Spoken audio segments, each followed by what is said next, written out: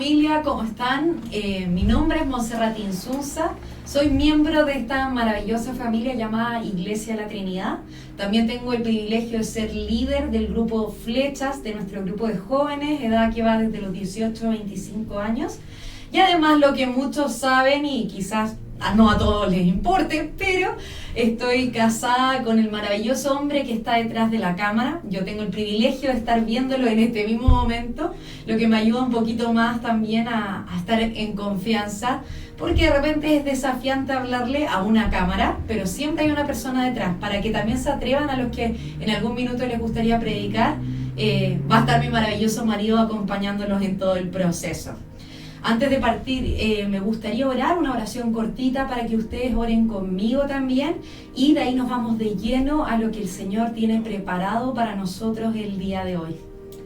Espíritu Santo, yo te doy gracias porque tú estás en este lugar. Yo te pido que en este minuto tú vayas a cada uno de los hogares, Señor, a cada uno de los hogares que están escuchando esta prédica, Señor. Sé tú, mi Dios, hablando de la importancia de lo que vamos a hablar, Señor, y sobre todo sé tú direccionando mis palabras para el tiempo que estamos viviendo el día de hoy. Te doy las gracias, Señor. Qué privilegio estar compartiendo sobre ti, mi Dios. En tu nombre, Jesús. Amén. Bueno, contarles más o menos de qué se trata esta prédica, cuál es el nombre de esta prédica, y se llama Dios de Generaciones. Es algo que comúnmente nosotros hablamos del Dios de generaciones, pero me gustaría que pudiéramos profundizar aún más en qué significa y cuál es el carácter de Dios siendo un Dios de generaciones. ¿Y por qué sentí esta inquietud de hablar de esto? Porque nosotros, y generalmente esta generación, estamos muy preocupados y tenemos esta frase como de la canción, solo se vive una vez, ¿cierto? Nos preocupamos demasiado de nosotros mismos. ¿Cuál va a ser mi vida, mi legado? Yo voy a vivir solo una vez. Y también como cristianos nos preocupamos muchísimo en mi fruto. Yo quiero dar fruto, yo quiero ver el milagro de Dios, yo quiero... Y se nos olvida mucho, y sobre todo a la juventud, la importancia del Dios de generaciones. Porque nuestro Dios es un Dios eterno, que tiene perspectiva de todo lo que ha pasado desde el principio de la historia hasta que Él vuelva y de ahí en adelante. Por lo tanto, ¿cómo estamos mirando hoy en día a nuestro Dios? Y sobre todo, ¿de qué forma nos estamos comportando? Entendiendo que a Dios sí le importan las generaciones, a Dios sí le importa el legado, a Dios sí le importa el traspaso del manto, como se dice muchas veces. Y desde ya quiero aclarar esta prédica de que no está enfocado solamente en los hijos, porque nosotros hablamos de generaciones y automáticamente uno dice, pero es que esto se trata de hijos. No, esto es mucho más profundo y quiero que vayamos analizando el por qué. En este minuto yo no tengo hijos, yo no he sido mamá todavía, pero yo sé que el Señor ya me ha llamado desde ya a pensar en mis generaciones e invertir desde ya en la próxima generación y aprender de mi anterior generación. Mi pregunta el día de hoy es, ¿cómo tú te estás preparando? ¿Cómo tú estás viviendo esta verdad? ¿Cómo tú estás teniendo entendimiento de que a nuestro Dios le importa? ¿Cómo tú estás viviendo para la próxima generación? Y sobre todo, ¿qué tan atento estás respecto de la anterior generación?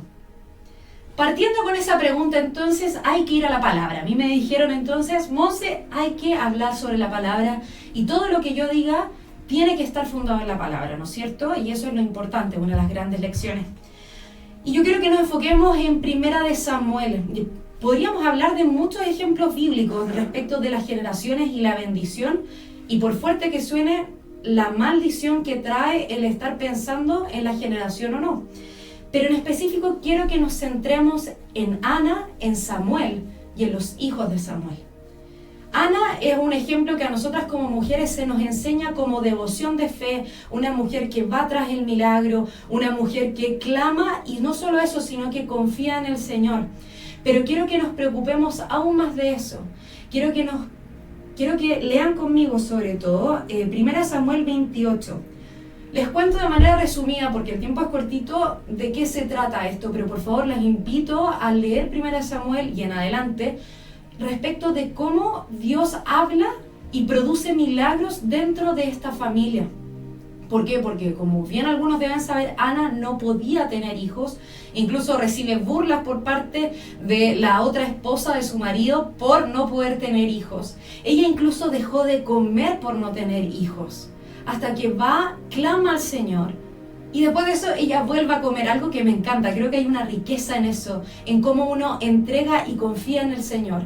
Antes del milagro, sin siquiera ver el milagro, pero en una oración esperanzada, ella confía en el Señor. Y así es como Dios obra en ella. Y finalmente dice, yo pues lo dedico también a Jehová. Todos los días que viva será de Jehová. Y adoró allí a Jehová.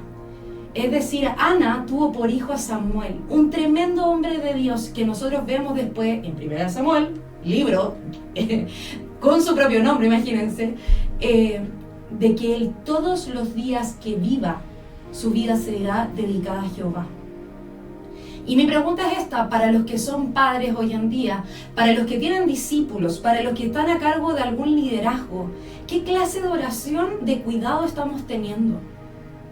¿Estamos orando realmente y pidiéndole, dedicándolo al Señor? Señor, esto es tuyo, te lo dedico por completo, que todos los días de su vida camine en tus caminos. Eso es entendimiento, de que el Señor no solamente tiene algo para mí, no solamente fue un milagro para mí, sino que es algo que pueda seguir derramándose sobre la futura generación. Y quiero hacer una comparativa automáticamente, porque esto es dentro de la misma familia, imagínense. 1 Samuel 8, avanzamos un poquito más entonces. Samuel ya estaba mayor, ¿ya? Y Samuel tuvo por hijo a 2 hijos, a cuales estableció como jueces de la nación. Pero el problema es, no anduvieron los hijos por los caminos de su padre, entonces se volvieron tras la avaricia, dejándose sobornar y pervirtiendo el derecho. Entonces los ancianos de Israel se juntaron y vinieron a Ramá para ver a Samuel, y dijeron, he aquí tú has envejecido, y tus hijos no andan en tus caminos, por tanto, constitúyanos ahora un rey que nos juzgue, como tienen todas las naciones. Y ahí quiero detenerme. Si bien Samuel es un tremendo hombre de Dios, hubo un problema. Esto no fue traspasado a sus hijos. Sus hijos siguieron sus propios caminos y llevó al pueblo de Israel entonces a pedir un rey, lo que al Señor no le agradó. Pero como ellos veían que los hijos de Samuel no andaban en los caminos que correspondían, ellos tuvieron que pedir una solución de hombres, sí, pero después vemos que se establece todo el desorden que viene a partir de la monarquía. Pero más allá de eso, quiero que nos detengamos en algo. Samuel fue un gran juez para su nación, pero no fue un gran juez para su hogar, no fue un gran juez para sus generaciones. Y así es como tenemos muchos ejemplos bíblicos después de que tras grandes hombres no existió el traspaso, no se produjo el traspaso del manto, a diferencia, por ejemplo, de Elías y Eliseo, que sí existió un traspaso. Entonces, mi pregunta hoy en día es, ¿cómo estás viviendo tu fe? ¿Estás teniendo una mirada cortoplacista, pensando en milagros solo para ti hoy? ¿Estás pensando en solamente para la nación hoy? ¿Estás pensando solo en tu trabajo hoy? ¿Estás pensando solamente en tu servicio hoy? ¿O estás teniendo una mirada en lo eterno? Porque, hermanos, hermanas, no se termina en nosotros. Esto no se termina en nosotros. Ya basta de la mirada cortoplacista en nuestras vidas. Gloria a Dios cuando nos vayamos a la eternidad o que Él vuelva antes. Pero que eso no quede en nosotros. Nuestro Dios es un Dios que multiplica. ¿Cómo estamos invirtiendo para poder multiplicar lo que el Señor ha entregado? ¿Cómo estás tú derramando lo que el Señor te ha dado? ¿Cómo estás siendo responsable? ¿O estás demasiado preocupado en tus problemas que no estás mirando lo que el Señor puede estar haciendo a través de tu vida? Yo tengo la bendición de tener una mamá que ha orado por mí y que gracias a ella, yo sé que gracias a sus oraciones, yo ahora estoy viviendo el maravilloso privilegio de tener un matrimonio cristiano. Y yo voy a estar orando para que mis hijos, y no solo mis hijos, sino que mis nietos y mis bisnietos puedan vivir eso. ¿Tú cómo estás orando? ¿Tú cómo estás orando por las personas que lideras, que discipulas? ¿Cómo estás traspasando el ministerio que el Señor te ha dado? Y en realidad eso también trae sanidad a nosotros, porque no está en mis manos. Esto no está en mis manos. El Señor quiere eso. Si el Señor ha dado una promesa, créeme que la va a cumplir. Créeme que la va a cumplir. La pregunta es, ¿quieres que se cumpla en ti? ¿Quieres que se cumpla en el legado que tú dejes? ¿O lamentablemente que el Señor tenga que quitar eso y tenga que dárselo a alguien más? Porque el Señor sí va a cumplir su promesa. Está lleno de ejemplos así en el Antiguo Testamento, en que el Señor diciendo, no cumpliste lo que te pedí, bueno, se lo voy a tener que dar a esta persona. Saúl con David, por ejemplo. La pregunta es, ¿quieres vivir hoy en día lo que es la bendición de ver la promesa cumplida del Señor? Y créeme que si no es con tu vida, bueno, prepara entonces la promesa, prepárala.